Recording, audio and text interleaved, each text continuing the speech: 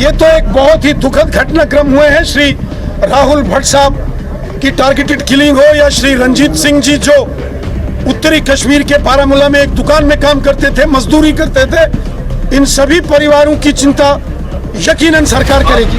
बिल्कुल, मैं खुद गया था, माननीय लेफ्टिनेंट गवर्नर साहब ने इसकी घोषणा की। जबरदस्त डंका बज रहा है।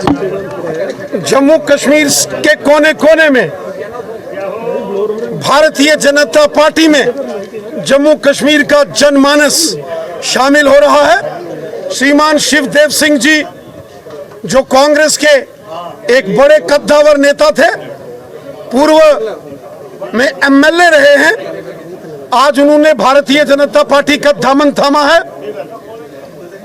और उनके साथ उनके हजारों साथियों ने भी आज भारतीय जनता पार्टी में सदस्यता ली है। ये हम सब के लिए बड़ी खुशी की बात है कि जम्मू रीजन हो या कश्मीर घाटी हो, समाज के हर वर्ग का व्यक्ति आज भारतीय जनता पार्टी में शामिल हो रहा है।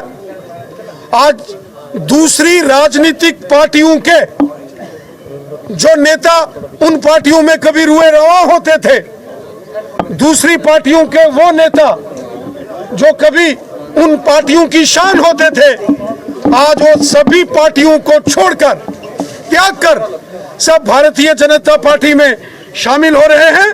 और मुझे विश्वास है जो मिशन 50+ भारतीय जनता पार्टी ने लिया है जम्मू कश्मीर के अंदर, कि आने वाले असेंबली चुनावों के बाद जम्मू कश्मीर में प्रचंड बहुमत के साथ भारतीय जनता पार्टी की सरकार बनेगी। यकीनन श्रीमान शिवदेव सिंह जैसे बड़े नेताओं के भारतीय जनता पार्टी में शामिल होने के बाद इस अभियान को, बीजेपी के मिशन 50+ को और ताकत मिलेगी।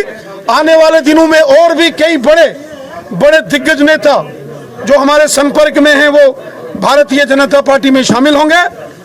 मुझे पूरा विश्वास है कि इस बड़े पैमाने पर भारतीय जनता पार्टी में जो ज्वाइनिंग हो रही है वो जम्मू रीजन में भी है तो कश्मीर घाटी में भी। इससे भारतीय जनता पार्टी को जबरदस्त ताकत और बल मिलेगा।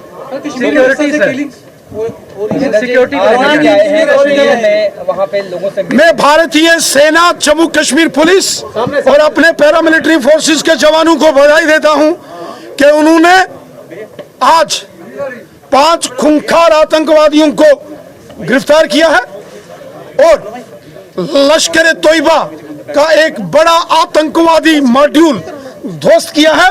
बड़ी महत्वपूर्ण जानकारियां इन आतंकवादियों से प्राप्त होंगी। जिस प्रकार टारगेटेड किलिंग्स छुपकर ये आतंकवादी करते हैं, उनका सारा जो मॉडस ऑपरेंडी है वो इन गिरफ्तारियों के बाद सामने आएगा और भी बड़े पैमाने पर छापामारी के बाद गिरफ्तारियां होंगी। कश्मीर के परिवार से मिलकर आए हैं, उनका परिवार सरकारी नौकरी मांग रहा है। ऐसा क्यों होता है कि परिवार को खुद सरकारी नौकरी मांगनी पड़ती है? जब किलिंग हुई है तो क्या सरकार को खुद नहीं सरकारी नौकरी देनी चाहिए? परिवार को सड़कों पर आना पड़ रहा है सरकारी नौकरी मांगने के लिए। चलिए, ये तो एक बहुत ही दुखद घटनाक्रम हुए हैं। श्री राहुल भट्ट साहब की टारगेटेड किलिंग हो या श्री रंजीत सिंह जी जो उत्तरी कश्मीर के बारामूला में एक दुकान में काम करते थे, मजदूरी करते थे, उनको निशाना बनाया गया। मैं स्वयं दोनों जगहों पहुंचा और पुलवामा के शहीद रियाज अहमद ठोकर साहब के घर भी गया उनको नमन करने। इन सभी परिवारों की चिंता यकीनन सरकार करेगी। सर, कश्मीरी पुलिस समाज क्या उनका मैं खुद गया था, उनके बच्चों का पढ़ाई का खर्चा नहीं उठाना चाहिए सरकार? बिल्कुल, मैं खुद गया था, माननीय लेफ्टिनेंट गवर्नर साहब ने इसकी घोषणा की। सर, डिमांड कर रहे हैं 25 लाख की और सरकारी नौकरी की बात। चलिए, सरकारी जो एक नियमावली है उसके मुताबिक उनका पूर्ण सहयोग है। राहुल के लिए हुई है सरकारी नौकरी, ना सतीश सिंह जम्वाल के लिए सरकारी नौकरी अनाउंस हुई है, ना ही रंजीत सिंह।